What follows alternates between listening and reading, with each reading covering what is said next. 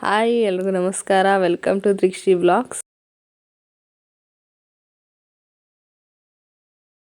ಎಲ್ಲರೂ ಹೇಗಿದ್ದೀರಾ? I hope ಎಲ್ಲರೂ ಚೆನ್ನಾಗಿದ್ದೀರಾ ಅಂತ ಅನ್ಕೋತೀನಿ. ನಾನು ಕೂಡ ತುಂಬ ಚೆನ್ನಾಗಿದ್ದೀನಿ. ಇವತ್ತು ಬೆಳಿಗ್ಗೆಯಿಂದನೇ ವ್ಲಾಗ್ ಸ್ಟಾರ್ಟ್ ಮಾಡ್ತಿದ್ದೀನಿ. ಯಾಕಪ್ಪ ಅಂತಂದರೆ ಇವತ್ತು ನಾನು ನನ್ನ ತಂಗಿನ ಆಷಾಢಕ್ಕೆ ಮನೆ ಕರ್ಕೊಬರೋಣ ಅಂತ ಹೋಗ್ತಾ ಇದ್ದೀವಿ. ಸೊ ಅದಕ್ಕೋಸ್ಕರ ಬೆಳಿಗ್ಗೆನೇ ಹೋಗಬೇಕಾಗಿತ್ತು.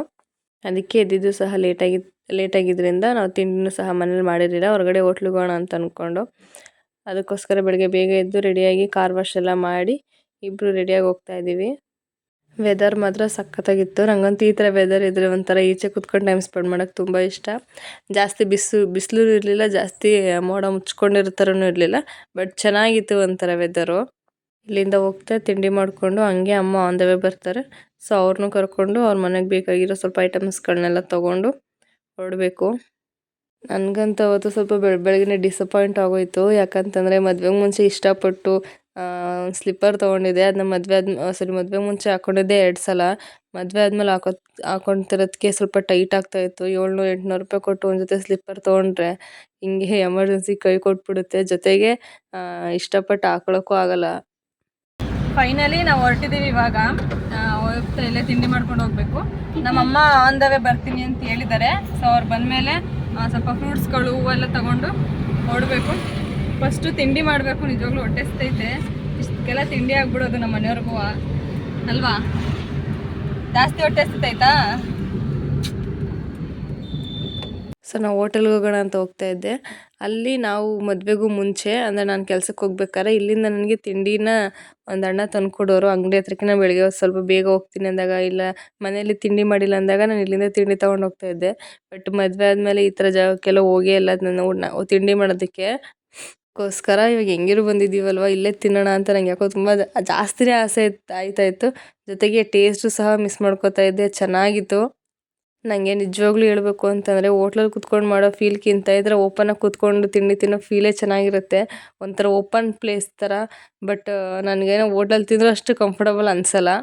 ಮದುವೆ ಆದಮೇಲೆ ಫಸ್ಟ್ ಟೈಮ್, 1 ವರ್ಷಕ್ಕೆ ಇದೆ ಫಸ್ಟ್ ಟೈಮ್ ಬರ್ತಾ ಇರೋದು ಮದುವೆ ಆದಮೇಲೆ. ಮದುವೆಗೆ ಮುಂಚೆ ಎಷ್ಟು ಸಲ ಬಂದು ತಿಂಡಿ ತಗೊಂಡು ಹೋಗಿದ್ದೋ ಇಲ್ಲಿ. ಬಟ್ ಮದುವೆ ಆದಮೇಲೆ ಫಸ್ಟ್ ಟೈಮ್ ಬರ್ತಾ ಇರೋದು.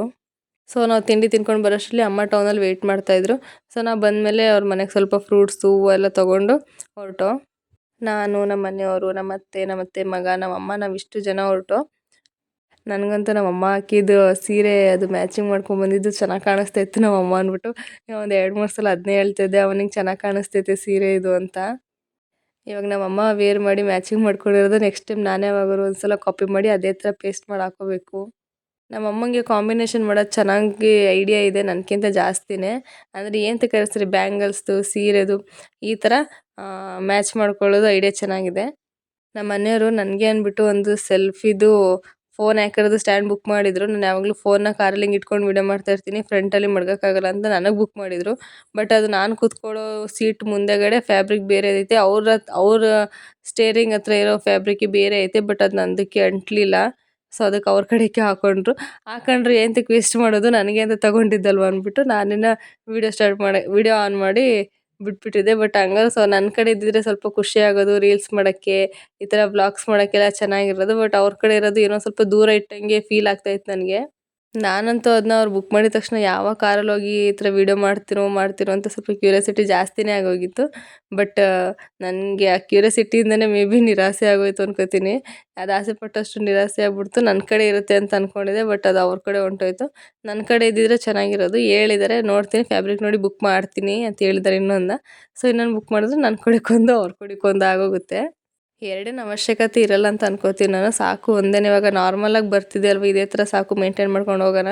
ಯಾಕಂದರೆ ಕಾರಲ್ಲಿದ್ದಾಗ ವಾಯ್ಸ್ ಕೊಡೋದು ಕಮ್ಮಿ ನಾನು. ಯಾಕಂತಂದರೆ ನಾನು ಕಾರಲ್ಲಿದ್ದಾಗ ಗ್ಲಾಸ್ ಫುಲ್ಲು ಓಪನ್ ಆಗೇ ಇರಬೇಕು, ಗ್ಲಾಸ್ ಕ್ಲೋಸ್ ಆಗಂಗಿಲ್ಲ ನನಗೆ. ಸೊ ಗ್ಲಾಸ್ ಓಪನ್ ಆಗಿದ್ದಾಗ ಆಟೋಮೆಟಿಕ್ಕಾಗಿ ಗಾಳಿ ಸೌಂಡ್ ಬರುತ್ತೆ, ನಾನು ಮಾತಾಡೋದೇನು ಕೇಳಿಸಲ್ಲ ಆವಾಗ. ಅದಕ್ಕೋಸ್ಕರ ಏನು ಜಾಸ್ತಿ ಮಾತಾಡೋಕ್ಕೆ ಹೋಗಲ್ವಲ್ಲ ಅಂತ ಅಂದ್ಬಿಟ್ಟು ಬೇಡ ಅಂತ ನಾನು ಡಿಸೈಡ್ ಮಾಡಿದ್ದೀನಿ. ಕಾರ್ ತೊಗೊಂಡಿದ್ದೆಯಿಂದ ಅನ್ಕೋತಾ ಇದ್ದೆ ಇದೊಂದು ತೊಗೋಬೇಕು ಅಂತ. ಬಟ್ ಫೈನಲಾಗಿ ಅದೇನೋ ಗೊತ್ತಿಲ್ಲ, ನಮ್ಮ ಮನೆಗೆ ಈ ತಿಂಗಳಂತೂ ಮಸ್ತ್ ಐಟಮ್ಗಳು ಬಂದಿದೆ. ಸಣ್ಣ ಅಮೌಂಟಿಂದ ಬಿಗ್ ಅಮೌಂಟ್ ಗಂಟನೂ ನಮ್ಮ ಮನೆಗೆ ಐಟಮ್ಸ್ಗಳು ಬಂದಿದೆ. ಬಟ್ ಒಂಥರ ಖುಷಿ ಆಗುತ್ತೆ. ನಾವು ಫೈನಲಿ ಅವ್ರ ಮನೆಗೆ ಹೋದೋ. ಬಟ್ ಅವ್ಳು ಇನ್ನೂ ರೆಡಿ ಆಗಿರಲಿಲ್ಲ. ಅವಳು ಸ್ವಲ್ಪ ಬೇಜಾರಾಗೇ ಇದ್ಲು.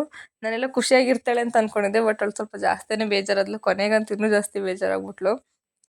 ಎಲ್ಲ ಹೆಣ್ಮಕ್ಳು ತವ್ರ ಮನೆಗೆ ಬರೋಕ್ಕೆ ಕುಣ್ಕೊಂಡು ಖುಷಿಯಾಗಿ ಬರ್ತಾರೆ. ಬಟ್ ಇವಳೊಂಥರ ಡಿಫ್ರೆಂಟ್ ಕ್ಯಾರೆಕ್ಟ್ರು.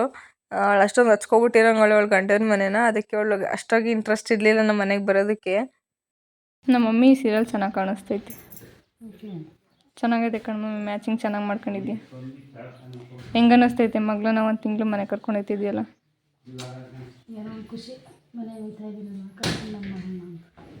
ಕಳಿಸ್ಬೇಕಾರೆ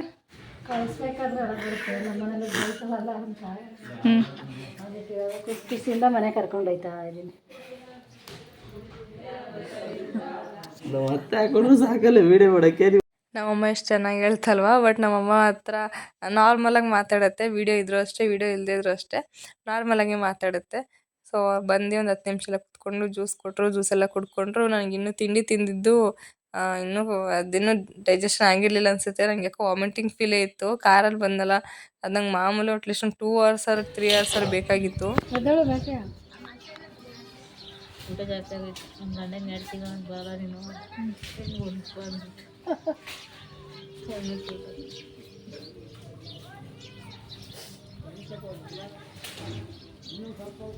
ಬರಲ್ಲ ಹೋಗೋಣ. ನೀವು ಹೋಗ್ಬೇಕು ಹಂಗ ಮನೆಗೆ ಬಂದು ನಾನು ಬರಲ್ಲ ಅಂತ ನಡ್ರಿ ಮತ್ತೆ ಹೋಗೋಣ ಅತ್ಲಾಗೆ. ಹೋಗ ನಂಗೆ ಅಣ್ಣ ಬರಲ್ಲ ಅಂತ ನಡೀರಿ ಹೋಗಿ ಮತ್ತೆ 2 ತಿಂಗಳು ಇದ್ದು ಒಂದ್ ತಿಂಗ್ಳಿದ್ದು ಎಷ್ಟು ಹೇಳದೆ ಹೆಚ್ಚು ನಿಂದ 2 ತಿಂಗಳು ಬೇರೆ ಇಟ್ಕೊಂಡಾರ. ಬಡವಾ ಒಂದು 6 ಬಿಟ್ಟು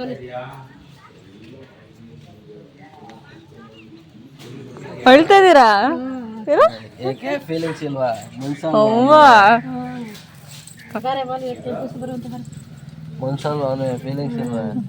ನೀನು ನಾನು ಹೇಳ್ತೀನಿ, ನಾನು ಹೋಗ್ಬೇಕಾರೆ ಹಿಂಗೆ ಹೇಳ್ಬೇಕು. ನಾನು ಕಳ್ಸೋದೇ ಇಲ್ವಲ್ಲ, ಅದಕ್ಕೆ ನಿನ್ನ ಕಳ್ಸೋರು ಎದ್ದು ಬಿಟ್ಟು ಬರೋ ಅಲ್ಲಿ ಹೆಂಗೆ ಹೇಳ್ತದೆ. ಹೋಗ್ಬೇಕು ಅಲ್ಪ ಕಳಿಸ್ತೀನಿ ನನ್ನ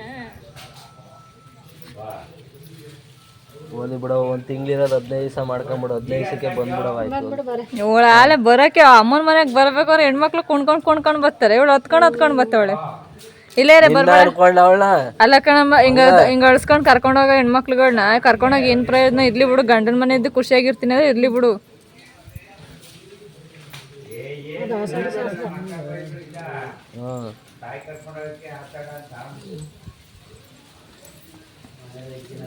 ಅವರಿಬ್ರಂತೂ ಸಿಕ್ಕಾಪಟ್ಟೆ ಎಮೋಷ್ನಲ್ ಆಗ್ಬಿಟ್ಟಿದ್ರು. ಬಟ್ ಅವ್ರು ಅಳೋದು ನೋಡಿ ಲೈಟಾಗಿ ನನಗೂ ಸ್ವಲ್ಪ ಅಳ ಬಂದ್ಬಿಡಂಗೆ ಆಗ್ತಾಯಿತ್ತು.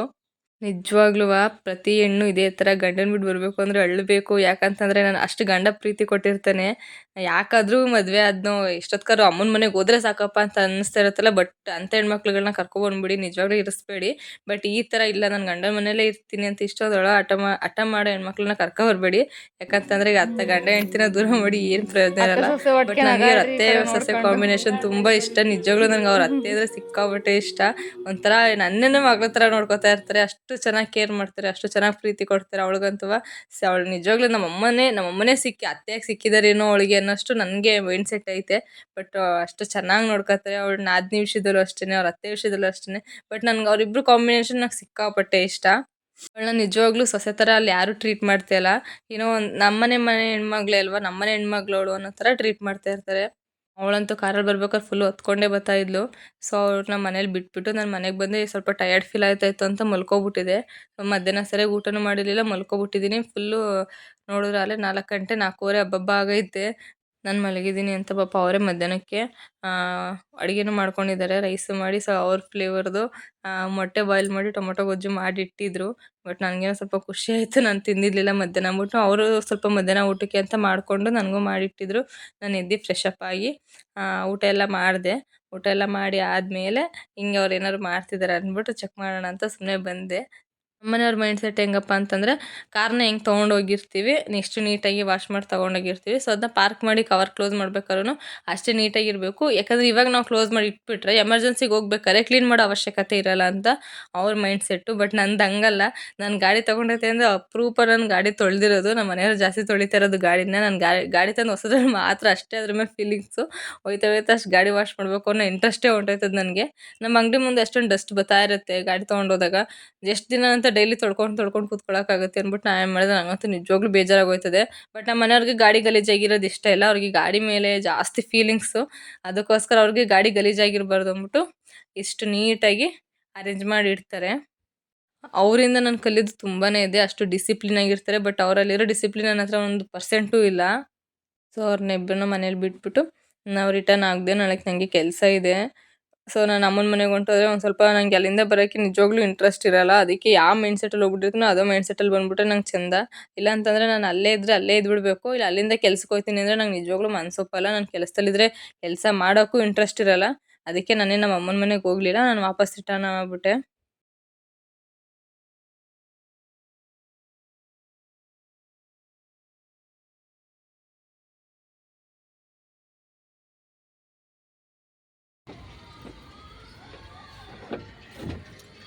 ನಮ್ಮ ಮನೆಯವ್ರ ಚಪ್ಪಲಿ ನಾನು ಹಾಕ್ಕೊಂಡ್ರೆ ಈ ಸೈಜ್. ಹಾಂ, ಅದಕ್ಕೆ ನೀವು ಚಪ್ಪಲಿ ಬಿಚ್ಚಿದ್ರಾ? ಕಚ್ಚುತ್ತಾ ನಿಮಗೆ? ಇಲ್ಲಿದ್ದಾರೆ ನೋಡಿ ಗುಮ್ಮ. ಅಪ್ಪ ಏನು ಮಿಂಚು. ಮುಗೀತಾ ನಿಮ್ಮ ಕ್ಲೀನಿಂಗು? ಹಾಂ, ಇನ್ನೇನೇನು ಬ್ಯಾಲೆನ್ಸ್ ಅದೆಯಪ್ಪ. ನನಗೆ ನಮ್ಮ ಕಾರೊಳಗೆ ಬರೋದಾದ್ರೆ ಇಷ್ಟ ಆಗಲ್ಲ. ನಮ್ಮ ಕಾರ್ ಸ್ಮೆಲ್ಲೇ ನಂಗೆ ಇಷ್ಟ ಆಗಲ್ಲ. ಯಾವುದೋ ಓಡೋನಿಲ್ಲಂತೆ, ಆ ಫ್ಲೇವರ್ ಅಂತೆ ಈ ಫ್ಲೇವರ್ ಅಂತೆ ಹಾಕ್ಬಿಟ್ಟು. ನಿಜವಾಗ್ಲೂ ಗೈಸ್, ನನಗೆ ಕಾರಲ್ಲಿ ಜರ್ನಿ ಮಾಡೋದಕ್ಕಿಂತ 2 ವೀಲರಲ್ಲಿ ಜರ್ನಿ ಮಾಡೋದು ನಂಗೆ ಜಾಸ್ತಿ ಇಷ್ಟ. ನಿಮಗೆ? ಹಲೋ ಬಾಸ್, ರೆಸ್ಪಾನ್ಸ್ ಕರೋ ಬೇಬಿ. ನನಗೆ ನಿನ್ನ ಜೊತೆಲಿ ಯಾವ್ದ್ರಲ್ಲಾದರೂ ಓಕೆ, ಯಾವುದಾದ್ರೂ ಓಕೆ. ಸಾಂಗ್ ಕಮ್ಮಿ ಇದ್ರಲ್ಲಿ ಹಾಕಿಲ್ಲ. ಇದ್ರಲ್ಲಿ ಯಾವ್ದ್ರಲ್ಲಿ ಹಾಕಿರೋ ಸಾಂಗು? ಫೋನಲ್ಲ? ಗಾಡೀಲಿ ಬರ್ತಲ್ವಾ? ಬರ್ತದೆ. ಮತ್ತೆ ನಾನೇ ಹಾಕಿಲ್ಲ. ಏನು ಮಾಡಲ್ಲೇ? ನಾನು ಆಫ್ ಮಾಡೋಕ್ಕೆ ಅಂತ. ಯಾಕೆ ಆಫ್ ಮಾಡಿದೆ? ಆ ವಾಯ್ಸ್ ಕೇಳಿಸಲ್ಲ ಅಂತ. ಇಲ್ಲ ಆಯ್ತಲ್ಲ, ಇಲ್ಲಿ ಸಾಂಗ್ ಇದ್ದಾನೆ. ನಾನೇ ಹಾಡು ಹೇಳ ದರ್ಶನ್? ನಾನೇ ಹಾಡು ಹೇಳ? ಯಾರು ಕತ್ಕೋದ್ರೆ ಇಲ್ಲ ಐತಿ. ನಮ್ಮ ಫೇವ್ರೆಟ್ ಸಾಂಗ್ ಇನ್ಸ್ಟಾಗ್ರಾಮ್ದು. ಪದ ಪಸ ಪದ ಪಸ.